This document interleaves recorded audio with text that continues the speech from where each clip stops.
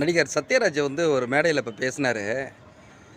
ஆத்திகத்துக்கும் நாத்திகத்துக்கும் என்ன வித்தியாசம்னு பெரியார்கிட்ட வந்து ஒருத்தர் கேள்வி கேட்டிருக்காராம்.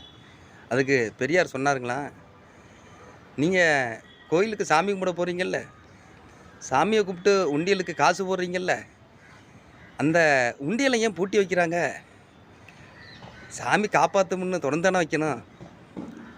சாமி ஆத்திகம்னா பூட்டி வைக்கிறாங்கல்ல, அதுதான் நாத்திகம் அப்படின்னு பெரியார் சொன்னாராம். அதை வந்து பெருமையாக நம்ம சத்யராஜ் மேடையில் சொல்கிறாரு. சரிதான். இப்போது தமிழ்நாட்டை ஒரு முதல்வரை ஏன் நம்ம தேர்ந்தெடுக்கிறோம்?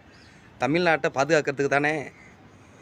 டாஸ்மாகை ஓப்பன் பண்ணி எல்லாரையும் குடிக்க வச்சு சாகடிச்சா அப்போ வந்து அரசு வந்து பாதுகாக்கிறதுக்கு தான் சாகடிக்கிறதுக்கா? அப்போ சாராயத்தை காசை வச்சு தான் ஆட்சி நடத்தணுமா? இதை சத்யராஜ் கேட்பாரா? பெரியார் கேட்பாரா?